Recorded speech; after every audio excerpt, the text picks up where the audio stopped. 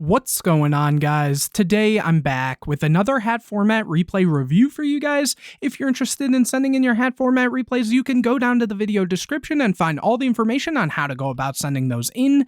Anyways, the matchup I have for you today, we have Tactical, who is going to be on, I believe, H.A.T versus CRL, or I'll just call him Control, who is going to be on Infernity. So hopefully this will be a good match, but the only way to know for sure is to check it out. So without further ado, let's get started. Here, it looks like Tactical is going to win the rock, paper, scissors and get to start this one out. Opening hands, we see Torrential, Debunk, in Ignition, Sanctum, and Call the Haunted. So a very solid hand here, especially going first, just having all these traps and stuff. Torrential, very good into a deck that is going to try to spam a bit. And on the other side, we see Lance, Necromancer, Debunk, Trap Stun, and Armageddon Knight. So, depending on if Control plays this, kind of slow with, say, the copy of Trap Stun, as well as just having Lance in general, they actually have like a solid hand for going into this matchup. And also something kind of key to note here, that they are choosing to main Debunk as well as Trap Stun, and Tactical is also choosing to main the copy of Debunk. So very interesting, very cool to see.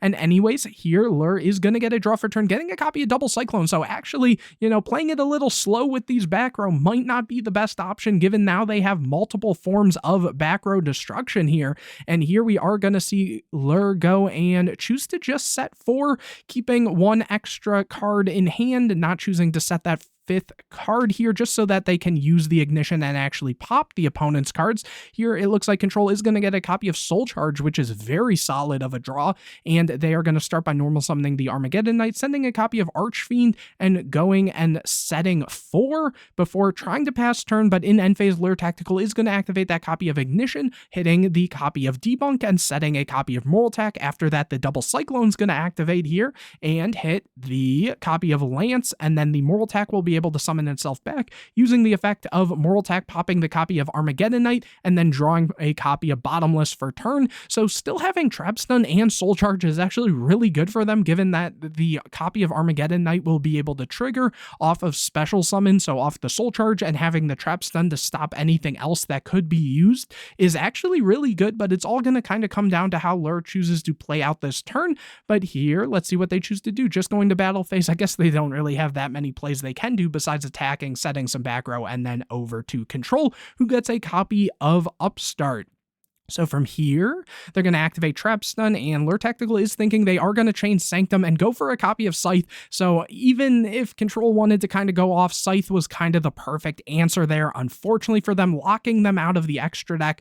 And here we are going to see them go and set the copy of Upstart, normal summon Necromancer. Necromancer will get changed to defense, and now they have no cards in hand, so they can go and use the Necromancer, special summon the Archfiend. Archfiend can grab a copy of Launcher, and here they are just going to pass turn, so not even trying to use, say, the Soul Charge to bring back the Armageddon Knight to at least get the ball moving, so that they have kind of multiple forms of plays they can do, because if they went for, it basically just puts up more bodies, it gets a Street Patrol out of deck, and so it means that if they can't clear everything, then they'll still be able to have other options. For example, having the Upstart to potentially draw into something, the draw for turn, and having the Launcher already. But I guess choosing to play it a little more cautiously isn't terrible here. Lure gets a copy of Call the Haunted.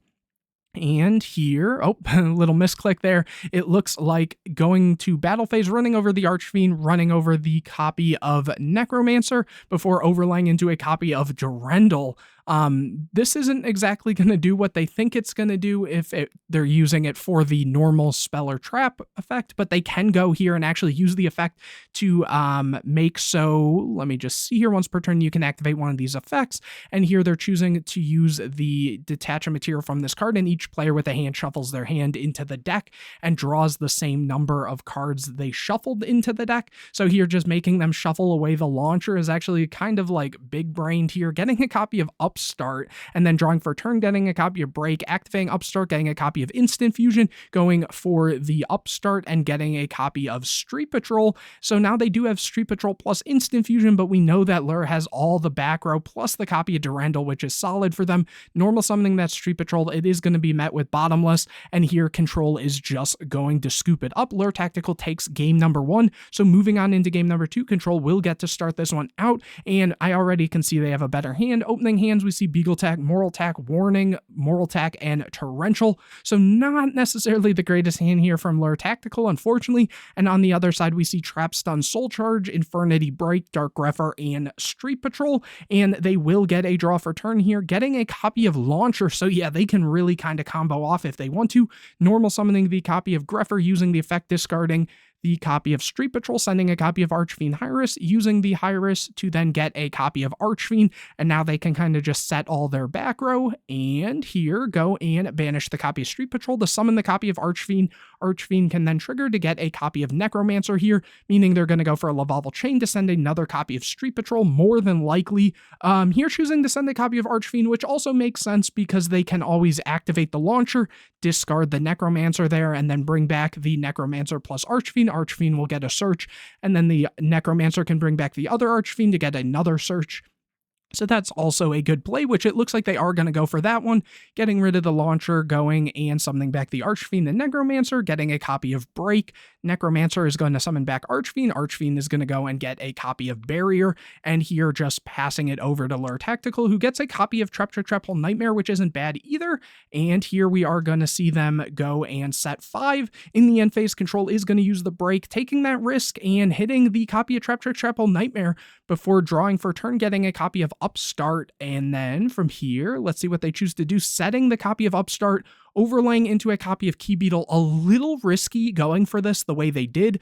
What they could have potentially done is, before going for this, switch the copy of Necromancer to attack, so the copy of Barrier is live. They did search a Barrier, right? Yeah, they did.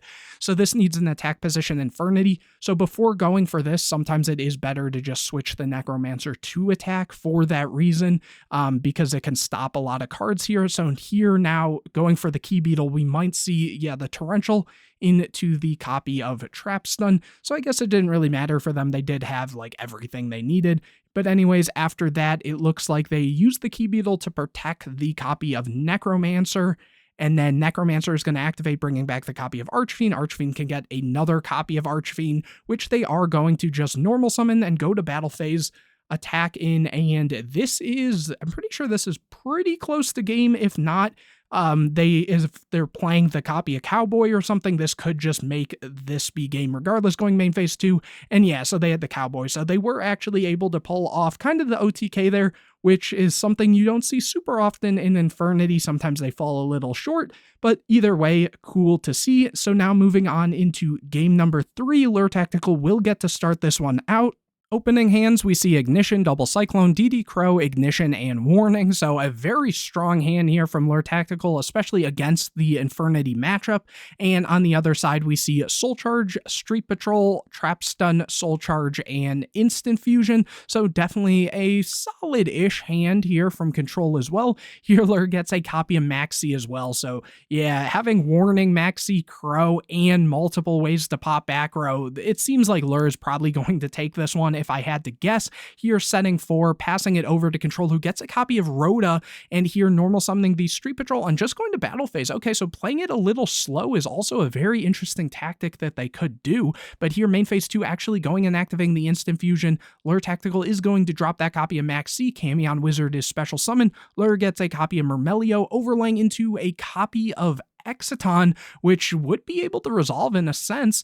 Let's see what happens here, paying for Warning. So yeah, not gonna allow that copy of H.A.T to resolve, and because they already went to battle phase, they can't even go for like the Soul Charge there, so that is a little unfortunate for them as well. They might just go and have to set some back row, which they are gonna do in end phase. We know Lure has all the back row removal, so all of this is probably gonna get used up. Ignition popping the Soul Charge, setting a Beagle Tack, Double Cyclone popping the copy of Trap Stun, going after the Beagle Tack here. The Beagle Tack can then trigger, which, oh, it looks like, yeah, they also were going to chain the Ignition. Yeah, it basically is the same outcome.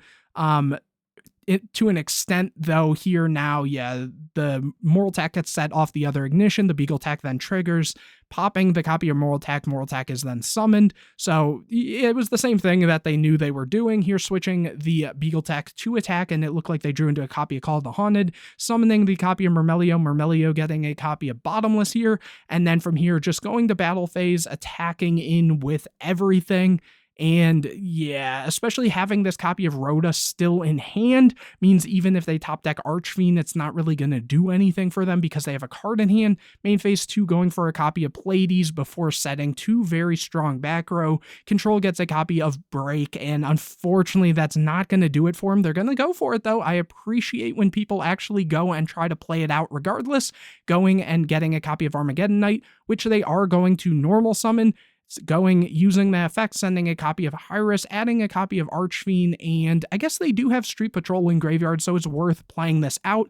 But anyways, here they say it's good, setting the copy of Break, and after that we do see the Crow banishing the copy of Street Patrol, and Lure Tactical is going to take that one. Honestly, it's kind of surprising. It was really cool to see Infernity go off in that game too, but yeah, game 3, Lure just had everything. So anyways, hopefully you guys enjoyed this video. If you did, make sure to leave a like on it, comment any questions or videos you want to see in the future, subscribe to the channel, hit the bell to get notified anytime I put a new video out, share this video with your friends, and don't forget to go down to the video description to find out how you can send in your hat format replays, whether you won or lost. If you thought the deck you or your opponent was playing was pretty cool, feel free to send that in. I'm sure a lot of people would love to see it. But anyways, guys, I will see you in the next video.